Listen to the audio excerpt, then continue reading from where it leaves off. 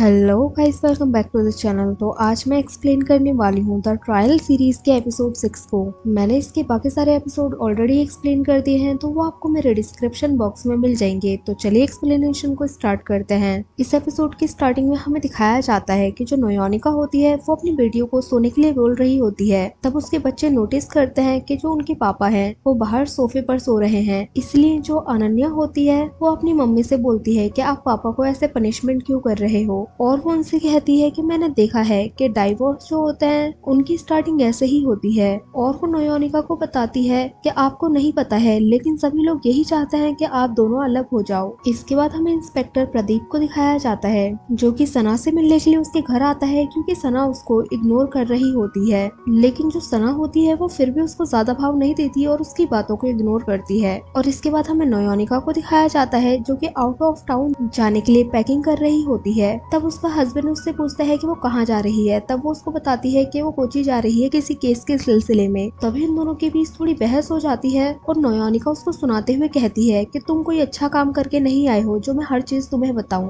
यहाँ पर हमें एक दूसरे केस को दिखाया जाता है जिसमें एक रोज नाम की लेडी होती है जो कि प्रेग्नेंट होती है और उसकी बहुत ही क्रिटिकल सिचुएशन होती है। और जो नयोनिका और विशाल होते हैं वो रोज की साइड से केस लड़ रहे होते हैं, क्योंकि एक जो लाइफलाइन इंश्योरेंस है उसने उस लेडी का ट्रीटमेंट कराने से मना कर दिया था, जबकि उस लेडी ने अपना इंश्योरेंस इन्हीं लोगों के साथ कर रखा था। अब जो विशाल के अपोजिट लॉयर होती है वो कहती है कि हम रोज का ट्रीटमेंट नहीं कराएंगे क्योंकि हमारे अग्रीमेंट के अंदर नहीं आता है। और ये लोग इसी के अपोजिट उनसे बहस कर रहे होते हैं। यहाँ पर थोड़ी देर बहस चलती है और जो जज होता है वो इनको नेक्स्ट डे का टाइम देकर इस हियरिंग को यहीं पर खत्म कर देता है। इसके बाद हमें दिखाया जाता है कि जो इनके अपोजिट लॉयर होती है वो इनसे समझौता करना चाहती है और वो उससे कहती है कि वो इस लेडी का ट्रीटमेंट करा देगी, लेकिन बाकी जो उनके ऊपर 160 केसेस पेंडिंग है इन लोगों को उन केसेस को पूरी तरह से खत्म करना होगा। लेकिन विशाल ऐसा नहीं चाहता था और वो उन लेडीज को भी इंसाफ दिलाना चाहता था।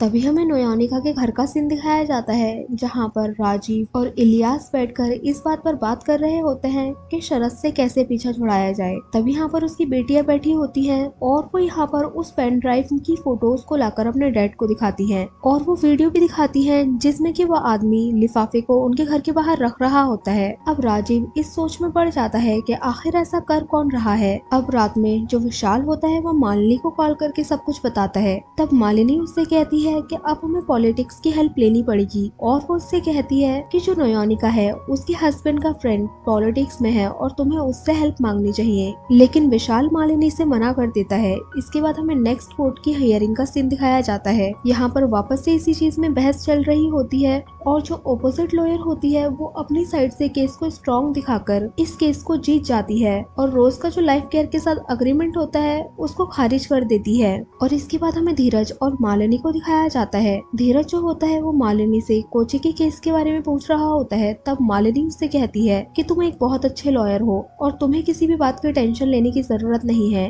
और कोई भी तुम्हें इस कंपनी से नहीं निकाल सकता है। और जो विशाल होता है उसको अपने क्लाइंट के लिए बहुत बुरा लग रहा होता है और वो पूरी कोशिश कर रहा होता है कि वो जैसे तैसे करके सब कुछ ठीक कर दे। लेकिन जो नयोनिका होती है वो विशाल को समझाने की कोशिश करती है और उससे कहती है कि तुमने अपनी साइड से 100% ट्राई किया और 100% ट्राई करने के बाद भी कुछ ना हो तो उसमें तुम्हारी गलती नहीं है। लेकिन विशाल बताता है कि उसकी मॉम के भी 3 मिसकैरेज हुए थे, इसीलिए वो इस केस से इमोशनली अटैच है। अब ये दोनों बात कर ही रहे होते हैं कि तभी जो विशाल होता है वो नयोनिका को किस कर लेता है। अब नयोनिका को ये चीज अच्छी नहीं लगती और वो यहाँ से तुरंत चले जाती है और पैकिंग करने लग जाती है वापस जाने के लिए। लेकिन तभी उसके पास विशाल का कॉल आता है और वो उससे कहता है कि तुम चले जाओ, मुझे कोची में आज कुछ काम है और मैं कल आऊंगा। और इसके बाद हमें बार का सीन दिखाया जाता है। यहाँ पर सना अकेले बैठकर ड्रिंक कर रही होती है, लेकिन तभी यहाँ पर धीरज आ जाता है और वो सना के साथ फ्लर्ट करने लग जाता है। लेकिन सना उससे कहती है कि उसका बॉयफ्रेंड है। तभी यहाँ पर हमें दिखाया जाता है कि इंस्पेक्टर प्रदीप भी आ जाता है और अब वो सना से पूछता है कि ये लड़का कौन है।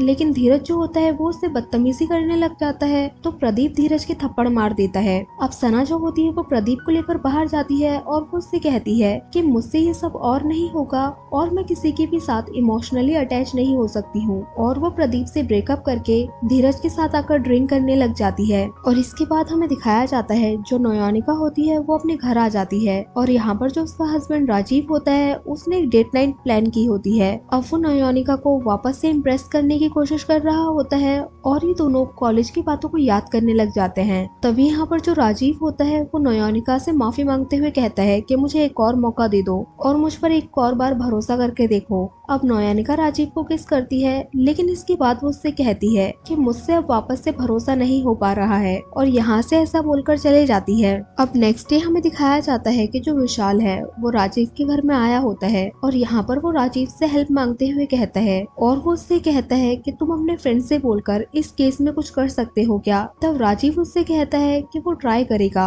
और यहाँ पर जो राजीव होता है वो विशाल को बाहर तक छोड़ने के लिए जाता है और यहाँ पर राजीव को देखकर पता चल रहा होता है कि उसको विशाल का आना बिल्कुल भी अच्छा नहीं लगा और हमें सना को दिखाया जाता है जिसके पास किसी का मैसेज आता है और वो बहुत परेशान हो जाती है। तभी नयोनिका उससे पूछती है कि क्या हुआ, लेकिन वो उसको कुछ भी नहीं बताती। अब जो विशाल होता है वो नयोनिका को अपने पास बुलाता है और उसको दिखाता है कि रोज का जो ऑपरेशन है वो सक्सेसफुल हो गया है क्योंकि राजीव की फ्रेंड ने उनकी हेल्प की थी, क्योंकि जो राजीव का फ्रेंड है वो लाइफ केयर बोर्ड का मेंबर है। और इसके बाद हमें दिखाया जाता है कि जो सना है वो शरद से मिलने के लिए जाती है। यहाँ पर जो शरद है वो उसको राजीव के खिलाफ गवाही देने के लिए बोल रहा होता है क्योंकि उसने राजीव के साथ काम किया है, इसलिए उसको राजीव के बारे में सब कुछ पता है। लेकिन जब सना गवाही देने के लिए मना करती है तो शरद उससे कहता है कि वरना वो उसको भी इस केस में फंसा लेगा और यहीं पर ये एपिसोड एंड हो जाता है। सो गाइस, हमें कमेंट करके जरूर बताना कि आपको ये एपिसोड कैसा लगा। अगर अच्छा लगा हो तो लाइक करें, शेयर करें और कमेंट करें और सब्सक्राइब करें इस चैनल को ऐसे ही मजेदार वीडियोस को देखने के लिए। और हाँ, बेल आइकन को दबाना ना भूलें। Thank you for watching guys.